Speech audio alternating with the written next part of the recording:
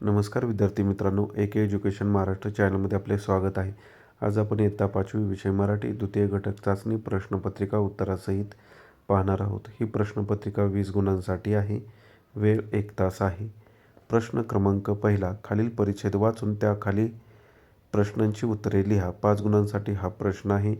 Video stop करून व्यवस्थित उत्तराचं वाचन करा. पहिला प्रश्न, लेखिका कोठे राहत होत्या? उत्तर, लेखिका मध्यवर्ती कारागृहाजवळ रस्त्याला लागून असलेल्या एका झोपडीत राहत होत्या.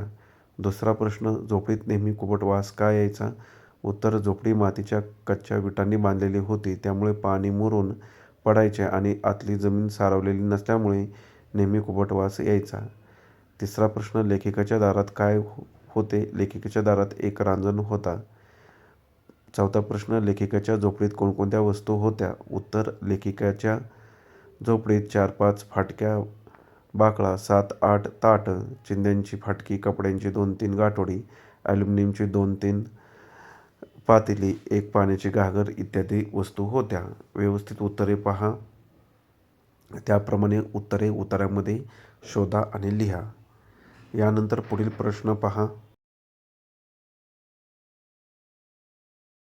प्रश्न क्रमांक 2, खालील कविता वाचून त्या खालील प्रश्नांची उत्तरे लिहा. 5 गुण. व्हिडिओ स्टॉप करून व्यवस्थित कवितेचं वाचन करा. पुस्तकं सांगतात गोष्टी युगायुगांच्या, माणसाच्या जगात वर्तमानाच्या, भूतकाळाच्या, एक क्षणाच्या, जिंकल्याच्या, हरल्याच्या, प्रेमाच्या, कटुतेच्या. तुम्ही नाही का ऐकणार गोष्टी पुस्तकांच्या? पुस्तके काही करू इच्छितात, तुमच्याजवळ राहू इच्छितात. पुस्तकात पाखरं चिवचिवतात, पुस्तकात आखरं सळसळतात, पुस्तकात निर्झर गुणगुणतात. पहिला प्रश्न, पुस्तकात निर्झर काय करतात? पुस्तकात निर्झर गुणगुणतात. पुस्तकात पाखरं काय करतात? पुस्तकात पाखरे चिवचिवतात.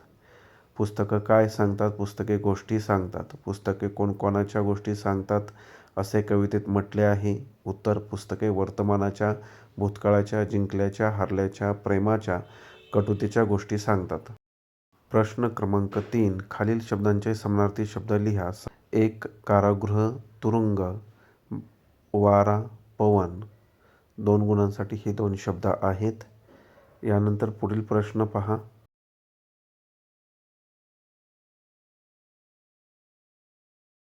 खालील वाक्यातील विशेषण ओळखा. 2 गुण. हिमालय उंच पर्वत आहे. उंच. समुद्राचे पाणी खारट आहे. खारट. क प्रश्न, खालील वाक्प्रचाराचा अर्थ सांगून वाक्यात उपयोग करा. 2 गुण.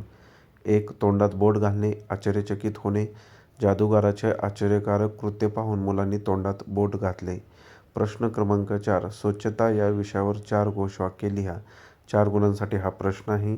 4ही घोषवाक्ये लिहून दिलेली आहेत. धन्यवाद.